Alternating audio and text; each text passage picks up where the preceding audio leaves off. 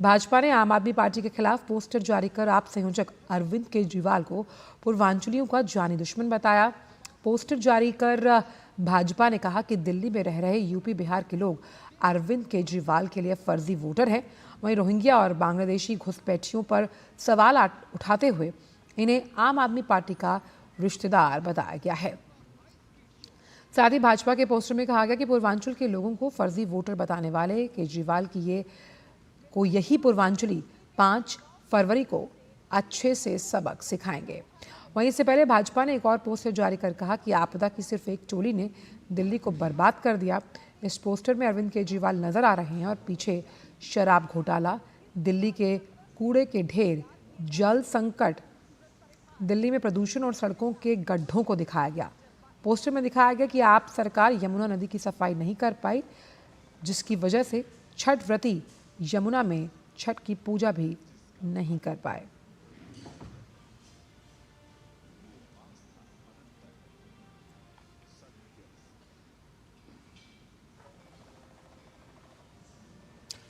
वहीं आम आदमी पार्टी ने भाजपा के खिलाफ पोस्टर जारी किया। इस पोस्टर में आम आदमी पार्टी ने भाजपा पर हार के संकट को गहरा बताते हुए कांग्रेस को भाजपा के हाथों का मोहरा बताया। वहीं भाजपा नेता प्रवीण खंडेलवाल ने इंडी गठबंधन पर हमला बोला है। आज भी इंडी गठबंधन या ठगबंधन जो भी है, उसका ये दोनों पार्टी हिस्सा है और सुविधा की राजनीति करते हैं। जब इनकी सुविधा होती है तो दोनों एक दूसरे के पार्टनर बन जाते हैं और जब असुविधा होती है तो दोनों एक दूसरे के खिलाफ हो जाते हैं। ये किस प्रकार की राजनीति कर रहे हैं ये हमें समझ में नहीं आता।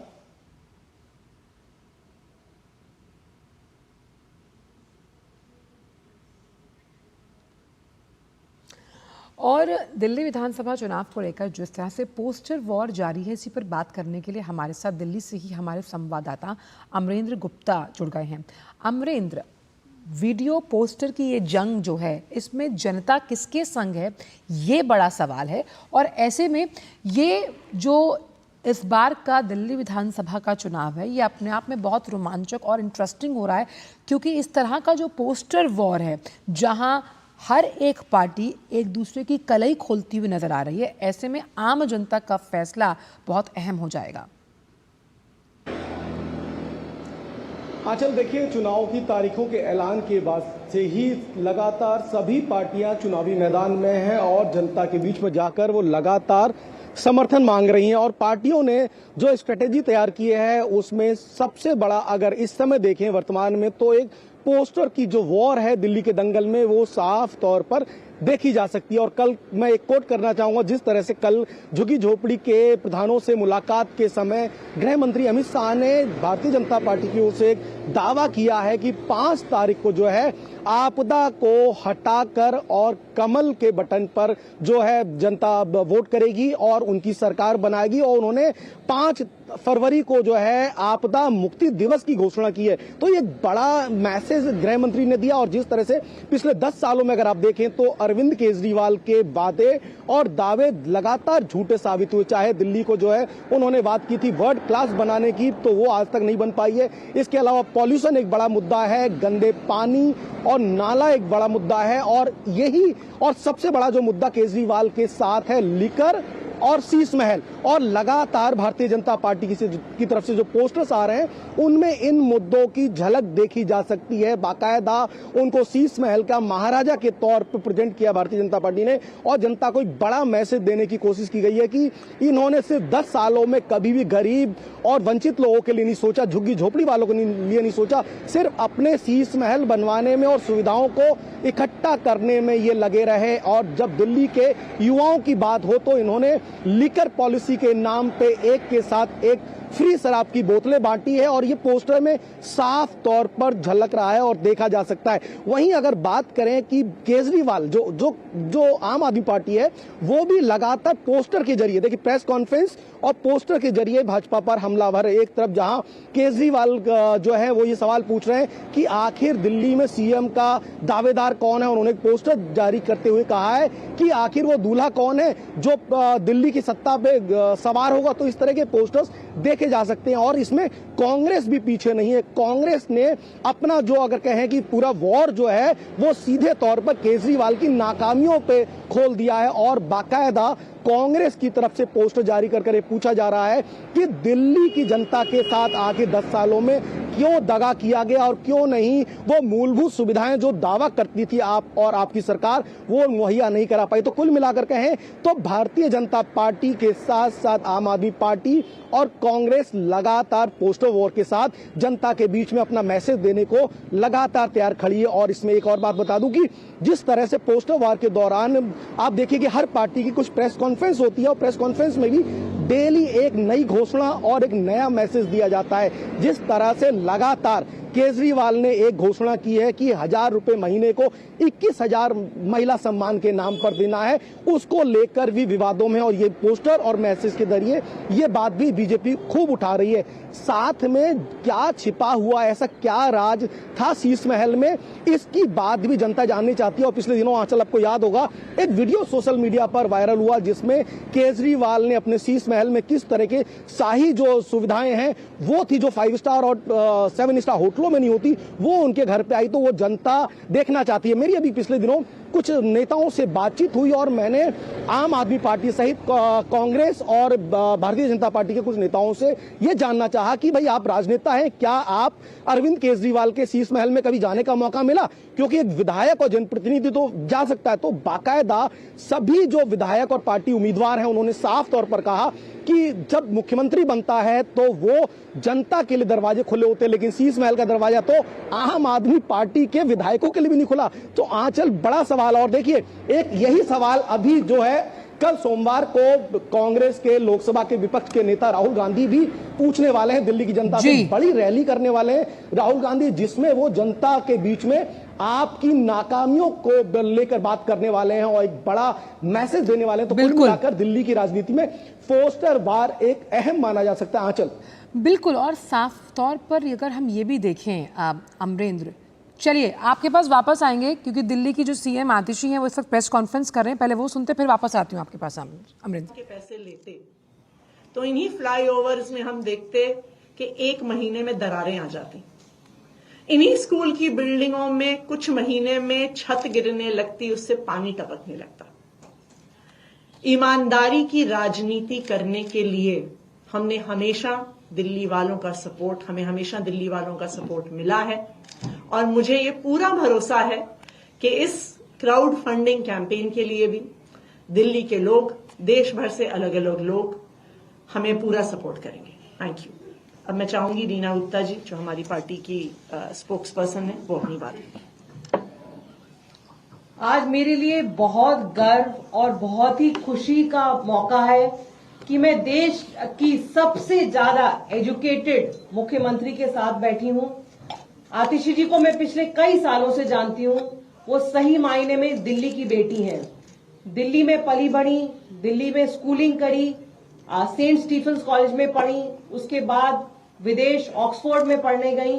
वो चाहती तो वहां उसमें ऑक्सफोर्ड में पढ़ने के बाद कहीं भी बढ़िया से बढ़िया नौकरी कर सकती थी, हजारों करोड़ों कमा सकती थी, लेकिन उनका दिल हमेशा भारत के लिए और भारत को आगे बढ़ाने के लिए वही उनके दिल में जज्बा रहा।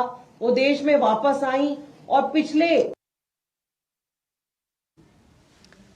चलिए, तो ये हम सुन रहे थे दिल्ली की सीएम आतिशी का प्रेस कॉन्फ्रेंस, जहां वो आप पार्टी ने जिस तरह से इंफ्रास्ट्रक्चर को लेकर काम किया है उसकी उपलब्धियां गिनवा रही थी और क्राउड फंडिंग के बारे में भी जिक्र कर रही थी। हमारे साथ अमरेंद्र जुड़े हुए। अमरेंद्र, अभी हम आतिशी को सुन रहे थे, मुख्यमंत्री साहिबा हैं दिल्ली की, और जहां वो अपनी उपलब्धियां और क्राउड फंडिंग का जिक्र कर रही थी। लेकिन जब हम क्राउड फंडिंग की बात करते हैं, एक और मुद्दा जो लगातार पोस्टर वॉर में भी हमने देखा और जो बहुत ज़्यादा सियासी गलियारों में इस वक्त उठा हुआ है, वो है पूर्वांचलियों का मुद्दा।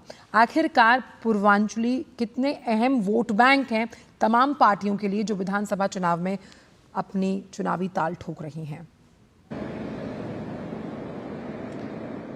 देखिए आंचल, निश्चित तौर पर दिल्ली के जो पूर्वांचली वोट बैंक है एक बड़ा वोट बैंक है जो कि सरकार की दिशा को तय करता है, यानी कि सत्ता किस ओर जाएगी ये पूर्वांचली वोट बैंक से तय होता है। और लगभग सभी पार्टियों की नजर, चाहे भारतीय जनता पार्टी हो, आम आदमी पार्टी हो, कांग्रेस हो, सभी पार्टियों की नजर इसी वोट बैंक की तरफ है। और लगातार अगर पिछले दिनों से आप देखें तो लगातार इन पूर्वांचली वोट बैंक और जो मतदाता सूची में नाम को लेकर कि पूर्वांचलियों का नाम कटवाया जा रहा है, इसकी जंग आपको देखने को मिली। और अभी अगर आपको मैं बताऊं, जो मैं अभी पहले आपको कोट कर रहा था कि गृह मंत्री अमित शाह ने भी कल इस बात को उठाया और उन्होंने साफ तौर पर कहा कि दिल्ली में एक तरफ तो जहां आम आदमी पार्टी पर हमला करते हुए कहा कि एक तरफ जहां आप जो है पूर्वांचली जो वोट बैंक है उसके साथ रहकर सत्ता में जाती है और दूसरी तरफ वही पूर्वांचली बैंक का अपमान भी करती है और ये कहती है कि पूर्वांचल से लाकर इनका वोट काटा जा रहा है। लेकिन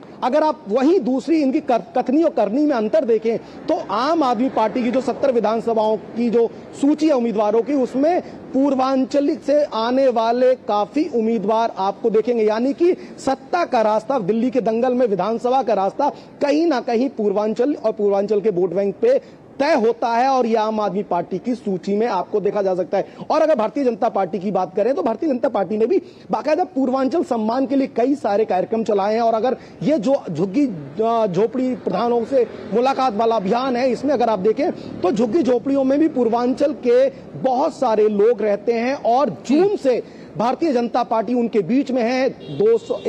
1058 जो विस्तारक निकाले उनकी मूलभूत समस्याओं को वो जानना चाहती है। और बाकायदा गृह मंत्री ने दावा किया है कि अगर हमारी सरकार आई, आपदा को हम हटाएंगे और आपदा ने जो भी दिल्ली में बर्बाद किया है वो सभी सुविधाओं के साथ रहेंगे और उसमें पूर्वांचल जो है वो सबसे अहम रोल निभाएगा और पूर्वांचलियों के साथ है। तो कुल मिलाकर, और कांग्रेस की भी बात करें तो कांग्रेस का भी वोट बैंक लगातार पूर्वांचल की ओर है।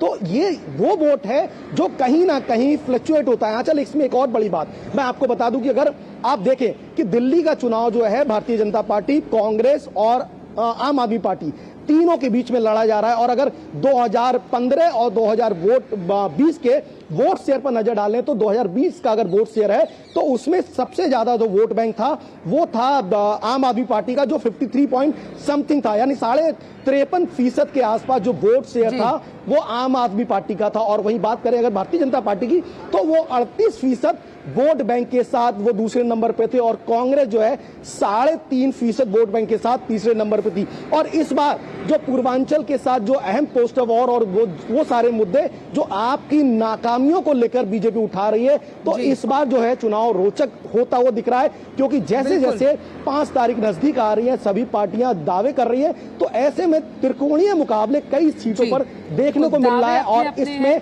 सबसे बड़ा अगर नुकसान होगा तो वो आम आदमी पार्टी का होगा। और भारतीय जनता पार्टी इन्हीं मुद्दों को उठाकर जनता के बीच में है और जनता से उम्मीद कर रही है कि वो 5 तारीख को उनको बहुमत के साथ जिताकर विधानसभा में भेजेंगे। अपने अपने दावे हैं और वादे हैं और इस कौन जनता की कसौटी पर खरा उतरेगा, इसका फैसला सिर्फ जनता जनार्दन को करना है। बहुत बहुत शुक्रिया अमरिंदर इन तमाम चुनावी अपडेट्स को हमसे साझा करने के लिए।